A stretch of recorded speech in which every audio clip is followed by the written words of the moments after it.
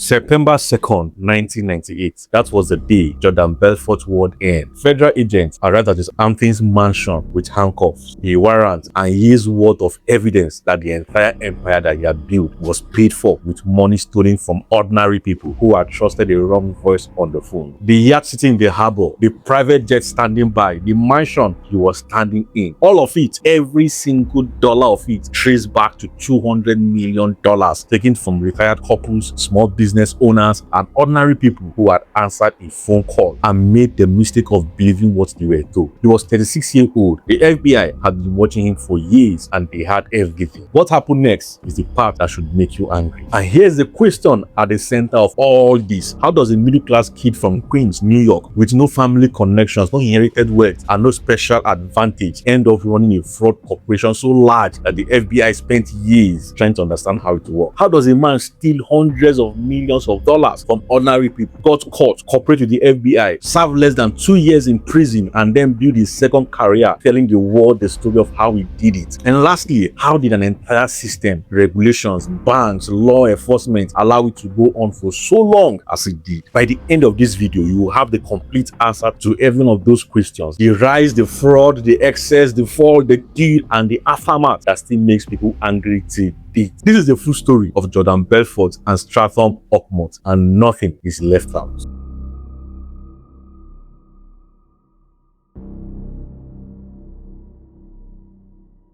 To understand how Jordan Belfort pulled off one of the biggest financial fraud in Wall Street history, you first have to understand who he was before money arrived. Because the most important thing about Jordan Belfort is not his intelligence, it's not his charm, it's not even his willingness to break the rule, it is his hunger. Jordan Belfort was born on the 9th of July 1962 in Queens, New York. He grew up in a middle-class Jewish family in Belfort, a neighborhood that was comfortable but far from wealthy. His parents was accountants, hardworking, decent, the kind of family that paid their bills, saved what they could, and believed that if they work hard enough, they could get ahead. But comfortable was never enough for Jordan Belfort. From a very young age, he wanted it all. He was restless, driven, always looking for the next opportunity to make money. As a teenager, he sold Italian ices on the beach of Queens with a childhood friend. He made $20,000 over one summer. Jordan Belfort was not yet 20 years old, and he had already tested what it felt like to earn serious money. He liked it, and guess what? He wanted more. He enrolled at American University in Washington, D.C. The plan fell apart quickly on his first day of dental school. The dean of the program stood up and told the incoming class that the golden age of dentistry was over, that they could not expect to get rich from the profession. Jordan Belfort stood up, walked out, and never went back. He was not interested in a career that someone else had already decided had a ceiling. After abandoning dental school, Jordan Belfort spent several years trying different things. He sold meat and seafood door to door, building a small distribution business that at one point employed several people. He was good at it. He was a natural salesman. He had an ability to connect with people, to read what they wanted to hear, and to make them feel confident about a decision he had already made for them. But the meat business had limits, and Jordan Belfort was not interested in limits. In 1987, at the age of 25, he got his first job on Wall Street. He was hired as a trainee stockbroker at a firm, LF Rothschild. Wall Street in 1987 was a world of excess and electricity. Money was everywhere.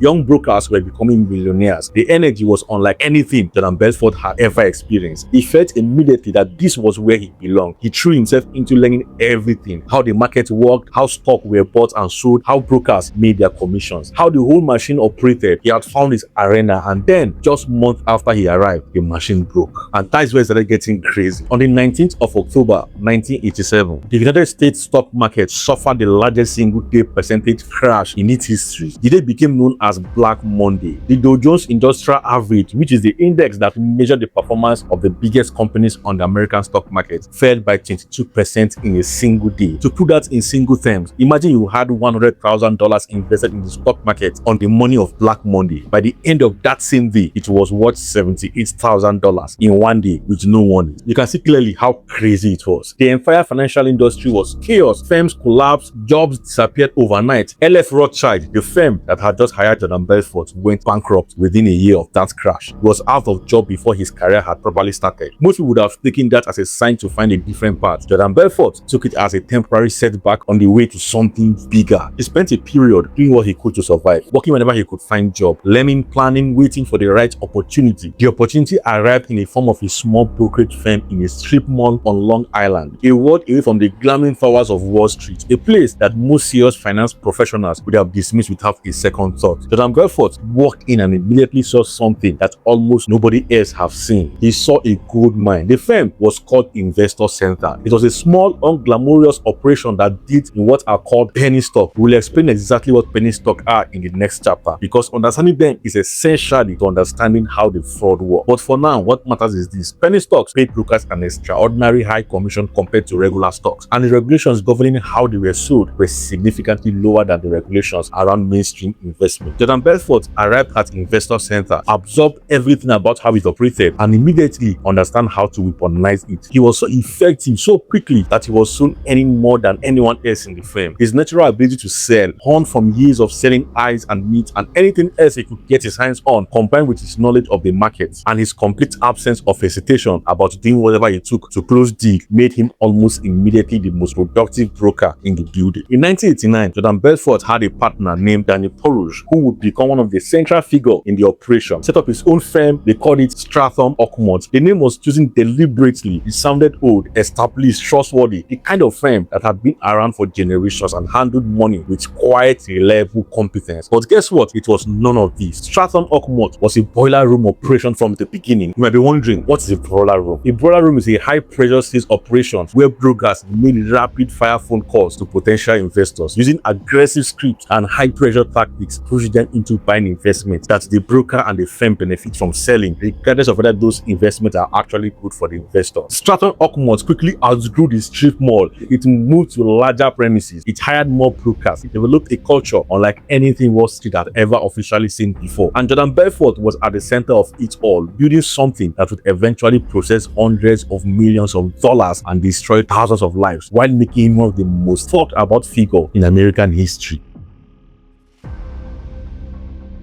This is the part that explains exactly how the money was stolen. Not in vague terms, not in financial jargon described to confuse you. In plain, simple language that leaves no room for confusion. Because once you understand how this fraud works, you will never look at unsolicited investment opportunity the same way again. Before we go further, what are penny stocks? What are they and why does Stratton Oakmont focus on them? A penny stock is a small share in a very small company that trades at a very low price, typically below $5 per share. These are not shares in Apple or Microsoft or any large well-known company. These are shares, tiny, often obscure companies with little track record, limited financial information available to the public, and in many cases, no real business activity of any significance. Because these companies are small and so obscure, they are not listed on the main stock exchanges like the New York Stock Exchange, and they trade on smaller, less regulated markets. And because they are so thinly traded, the price of a penny stock can be moved dramatically by a relatively small number of transactions. That last point is the key to everything. If you can control who is buying and selling a penny stock, you can control its price, and if you can control its price, you can make an enormous amount of money by pushing the price up artificially and then selling your own shares at the inflated price before the price collapses. Hope you understand me clearly now. That process has a name. It's called a bump and dump, and it's exactly what Stratton Oakmont was built to execute. Here's how it works, and you need to follow me carefully to understand this in detail. Step 1. Stratton Oakmont or companies connected to Jordan Belfort and his associates would quietly acquire large quantities of shares in a small obscure penny stock company. They would do this carefully and quietly so that to move the price before they were little. At this stage, the shares were worth very little. That was the point. Step 2. The boiler room operation will begin. Hundreds of brokers at Stratton Oakmont would pick up their phones and start calling potential investors across the country. Those were no random calls. If you think they were random calls, you are joking. Stratton Oakmont maintained lists of people who had previously shown interest in investment. We call this leads in business. People with savings, people looking for opportunities to grow their money. The broker would pitch this investment on the penny stock with extraordinary enthusiasm. They would describe the company as being on the verge of a major breakthrough, a new product about to launch, a contract about to be signed, a technology that was going to change everything, exclusive information that the ordinary investor did not have access to, an opportunity that was going to close very soon, and that the investor needed to act immediately. Everything the broker said was designed to create excitement, urgency, and fear of missing out. And the brokers were very, very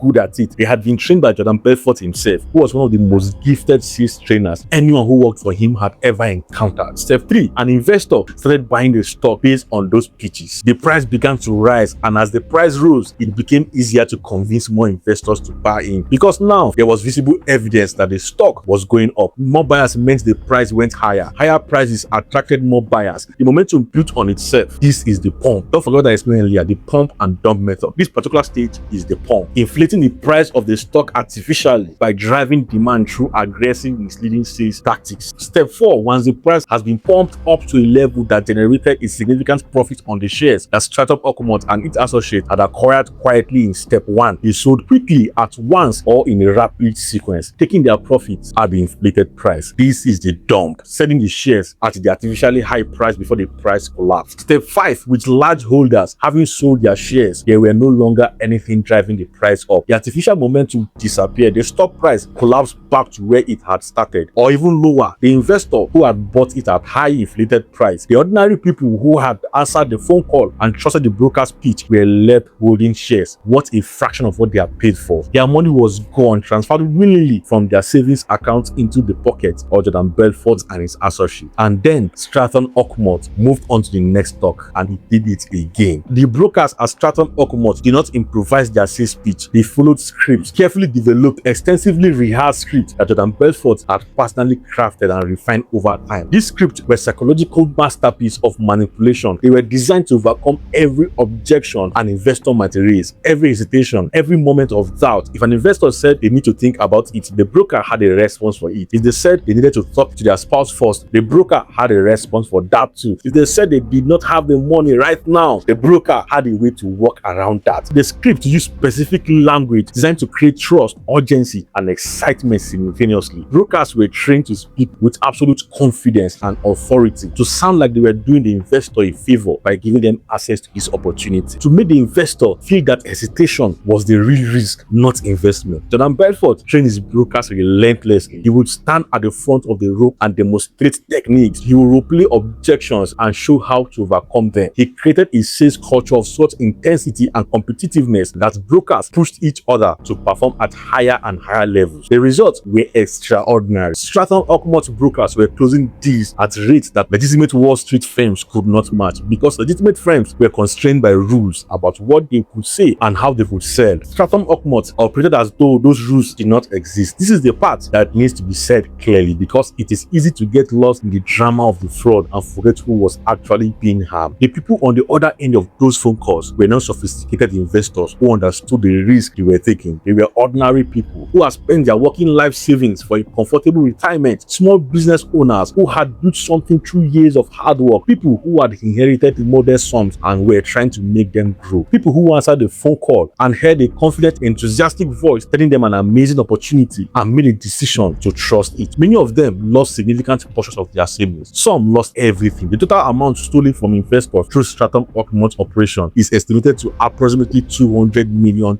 taken from ordinary people who trusted the wrong voice on the phone. Crazy things are happening.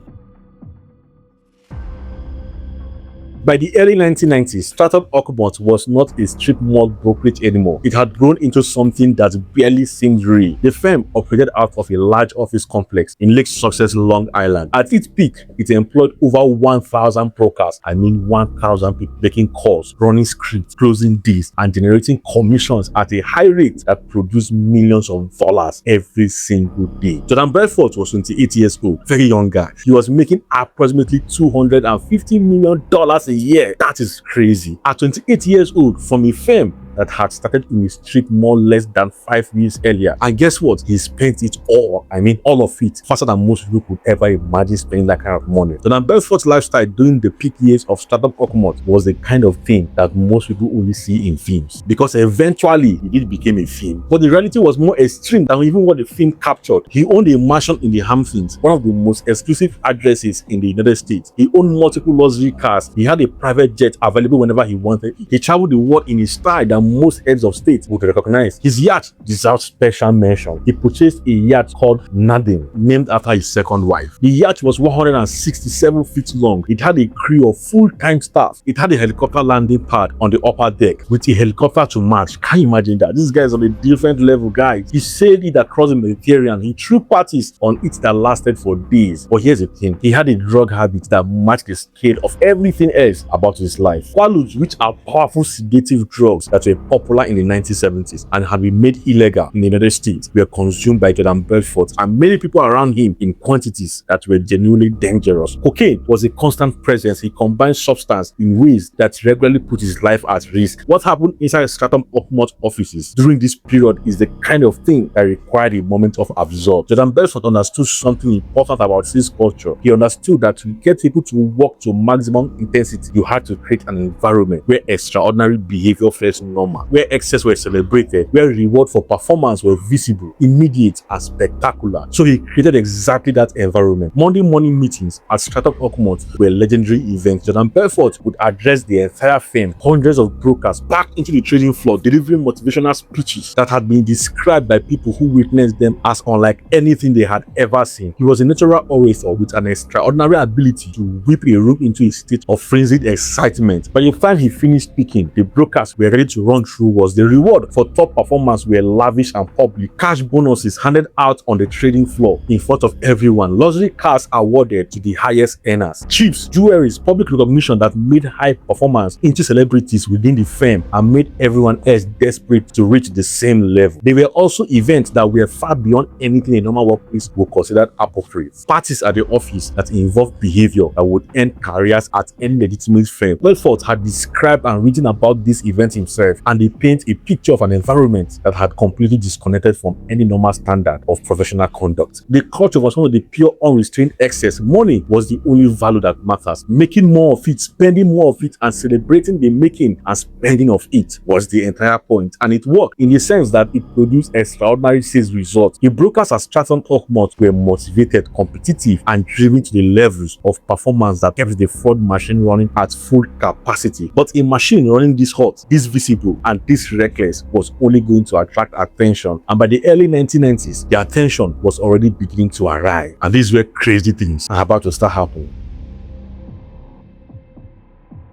Nobody built an operation the size of Stratton Oakmont without leaving traces. Jordan Belfort was intelligent, he was careful in some respects, but also made mistakes. And in the world of financial fraud, the FBI has time and patience on its side. The first signs that regulators were paying attention came relatively early. The National Association of Securities Dealers, which is a regulatory body responsible for overseeing brokerage firms in the United States, began receiving complaints about Stratton Oakmont from investors who had lost money. The complaints described high-pressure sales tactics, misleading information about stocks and investments that had collapsed in value shortly after purchase. This complaint began building a file. Regulators started looking more closely at Stratton Oakmont's trading activity. They noticed patterns. Stocks that Stratton Oakmont had promoted aggressively will rise sharply and fall just as sharply shortly after the firm had been active in them. The pattern was consistent enough to raise serious questions. In 1992, regulators took action. Stratton Oakmont was expelled from the National Association of Securities Dealers. This was a significant blow. It meant the firm had to restructure how it operated in order to continue doing business. Jordan Belfort's response to regulatory pressure was not to slow down, it was to find ways around the new restrictions. He restructured the firm, used intermediaries, and kept the operation running in ways that created distance between himself and the most obvious illegal activity. This pattern repeated itself multiple times. Pressure, restructuring, continuation. Each time, Belfort found a way to keep the machine running. But the FBI was a different kind of problem. More patient, more resourceful, and much harder to work around. The FBI's investigation into Jordan Belfort and Stratton Oakmont was not a single breakthrough moment. It was years of painstaking work to building a case from a multiple directions simultaneously. Agents assigned to the case spent enormous amount of time reviewing trading records. They analyzed the pattern of stock purchases by entities connected to Jordan Belfort's company, comparing them to the timing of Stratton Oakmont's sales campaign to investors. The pattern was damning in case after case. Shares had quietly accumulated before the sales push and sold at a profit as the price rose in response to the broker's called. He also followed the money. The profit from the fraud needed to go somewhere. Jordan Belfort was spending lavishly and visibly, which itself created a trade. But most significantly, large amounts of money were being moved offshore after the reach of the United States, tax authorities, and regulators. This was the case add another layer of serious criminality on top of fraud itself. Jordan Belfort needed to hide his illegally obtained profit from the United States government. He needed to move money in ways that disguise its origin. The process is called money laundering, taking money obtained through crime, passing it through a series of transactions designed to make it appear to come from a legitimate source. He moved money to Switzerland. Swiss banks had a long history of maintaining strict secrecy about account holders, making them a preferred destination for money that needed to be hidden from government scrutiny. Jordan Belfort worked with individuals who helped him move money through various channels, including using the identity of other people, such as a relative of his second wife, to open a separate Swiss bank account that he controlled but that were not officially linked to his name. The money laundering operations was as sophisticated as the fraud operation itself, and it added a serious set of serious federal charges to the case the FBI was building. Every large criminal operation eventually develops a weakness in the form of the people involved in it. People who knew too much, people who were eventually caught doing something else and offered a deal in exchange for cooperation, people who simply decide a risk is no longer worth it. Inside Stratton Oakmont, as the FBI's investigation progressed, informants began to emerge. People who had worked closely with Jordan Belfort and who, when forced with the prospect of serious prison time, made a decision to cooperate with investigators and provide evidence against him. Those informants gave FBI something that trading records and financial analysis alone could not provide. They gave them testimony, direct accounts of conversations, decisions, and events that connected Jordan Belfort personally to the fraud and the money laundering. They fill in the gaps that documentary evidence left open. Jordan Belfort also made specific mistakes that gave investigators critical evidence. The most significant was the visibility of his lifestyle. A legitimate explanation of $250 million a year income would have required a level of scrutiny that would have exposed the fraud. The money Jordan Belfort was spending was widely inconsistent with any income that could legitimately explain, and when the FBI started pulling on that thread, everything connected. He also trusted too many people with too much knowledge of what was really happening. A fraud operation of this size required many people to know many things, and the more people who know things, the more potential informants exist. His offshore money movement, while designed to conceal, also created a trail of their own. Informational financial transactions, lease record, and investigators with the authority to access those records and the patience to follow them could piece together where the money had come from and where it had gone. By the end of 1990s, the FBI had enough. They were ready to move.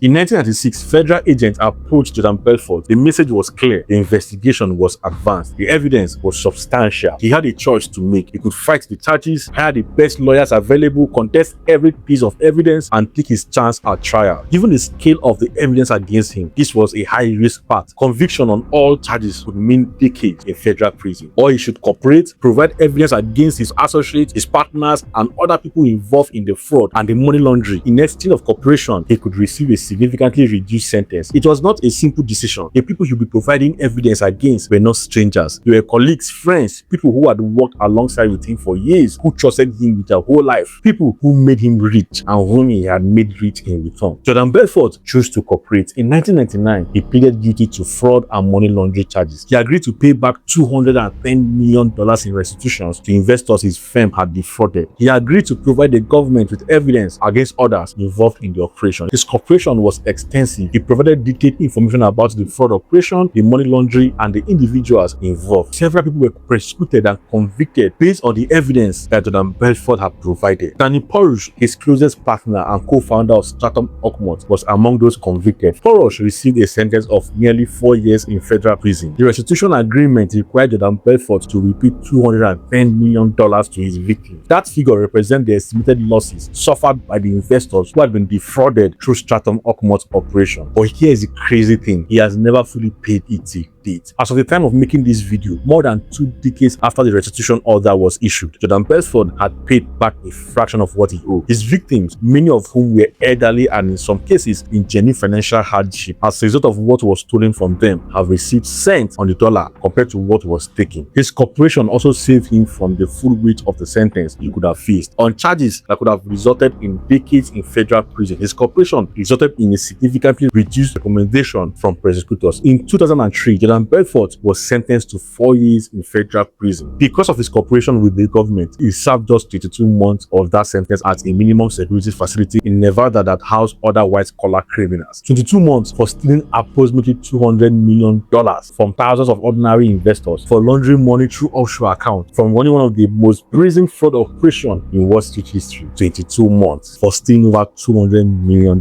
That's crazy. Belfort walked out of federal prison in 2006. He had served his 22 months. He was broke, at least on paper, not in real life. The government had seized assets. The restitution order hung over him. The empire was gone. He was 33 years old, and he was about to do something that, depending on your perspective, is either a remarkable story of reinvention or one of the most audacious second acts in the history of white-collar crime. In 2007, Jordan Belfort published a memo. He called it The Wolf of Wall Street. It was a detailed, entertaining, and remarkable candid account of his rise, his fraud, his excess, and his fall. It sold widely. It was vivid and compulsively readable, written with the same energy and charisma that had made him such an effective salesman. In 2013, director Martin Scorsese adapted the memo into film, starring Leonardo DiCaprio as Jordan Belfort. The film was a massive commercial and critical success. It was nominated for 5 academic awards. Leonardo DiCaprio's performance was widely praised. The film introduced Jordan Belfort's story to a global audience of hundreds of millions of people. The film also made Jordan Belfort significantly wealthier. He received payment for the right to use the story. Let that sink in for a moment. A man who stole $200 million from ordinary investors, served 22 months in prison, and still owed the majority of his restitution debt, received money from Hollywood studio for the right to sell the story of those crimes. After the film release, Jordan Belfort built a career as a motivational speaker. He traveled to the world, charging significant fees to speak to audience about serious motivation, success, and lessons he learned from his rise and fall. Paid tens of thousands of dollars per speaking engagement. He marketed a sales training system called the straight line system, based on the technique he developed and used at Stratton Oakmont. The same techniques that were used to defraud investors, repackaged and sold as legitimate business education. He presents himself as a cautionary tale, a man who had it all, lost it all, and rebuilt himself. He speaks openly about his crime, his addiction, his failures. He positions his stories as the lessons in what not to do. His critics point out that he is profiting from the very story of crime that he has never fully paid for, that the victims of his fraud had not received what they were owed, that the charisma and salesmanship he used on the motivational speaking circuit are the same tools he used to steal from people in the first place. This is the part of the story that really gets the attention he deserves. The investors who lost money through Stratton Oakmont fraud were promised restitution. $210 million were supposed to be paid back to them through restitution order attached to Jordan Belfort's guilty plea. According to reports, Jordan Belfort paid approximately $10 million towards the restitutions in the years immediately following his release from prison. The remaining $200 million remained largely unpaid for years. Prosecutors at various points investigated whether he was hiding income to avoid paying restitution obligations while living comfortably from his speaking and book earnings. The people who answered the phone calls from Stratton Oakmont brokers, the retired couples, the small business owners, the people who handed over their savings based on the pitch they had every reason to believe was legitimate. Many of them never got their money back. Some of them are gone now. Their families carry what was taken from them. This is the path of Jordan Belfort's story that tends to get lost in the glamour and the drama of the Leonardo DiCaprio performance. A real human cost measured not in abstract millions, but in individual lives that were genuinely damaged by what Stratton Oakmont did. Belfort's story is not a story about one man's greed. It is a story about a system that allowed what he was doing to continue for as long as it did. Stratton Oakmont operated for years. Regulators saw the warning signs. Complaints piled up. The pattern was visible to anyone paying close attention, and yet operation ran, grew, and generated hundreds of millions of dollars before it was fully shut down. And it's a story about the extraordinary power of a compelling voice and a confident manner to make people trust what they should not trust. Jordan Belfort was not successful because he was smarter than everyone around him. He was successful because he understood how people make decisions, and he built an entire operation around exploiting that understanding. That skill did not go away when he went to prison. It is the same skill he uses today on the speaking circuit, the same skill that fills auditoriums with people paying to hear him talk, the same skill that has kept him relevant and prosperous long after the crime that should have defined his legacy. Jordan Belfort built an empire on a single truth. People want to believe that someone is offering them a real opportunity. They want to trust the confident voice on the phone. They want the investment to be real. They promise to be genuine. The opportunity to be as good as it sounds. He weaponized that truth and stole $200 million from people who deserved better. He served just 22 months in prison. He wrote a book. He became the subject of one of the most successful films of 2013. He built a speaking career. He is still out there, still selling, still charming audience around the world. His victims are still waiting for the money that was promised to them and never fully arrived. Belfort wanted everything. He got almost everything. And when it was taken away, he found a way to get most of it by telling the story of how he took it in the first place. Make of that what you think. If this changes how you think about the next time someone calls you with an investment opportunity you have never heard of, good, this is exactly the point. Drop a comment below. What shocked you the most in this story? The sentence, the speaking career, the victims who never got their money back? Tell me. I read every comment, and guess what? I will reply you. And if you want more stories like this, stories that go deeper than the headlines and give you the full picture, subscribe to this channel. Every video on this channel is built the same way, to break every details down so that you understand every single thing you need to understand. The next video is already waiting for you. Do not miss it. So come away again. I mean Joshua Adejoh. Bye for now.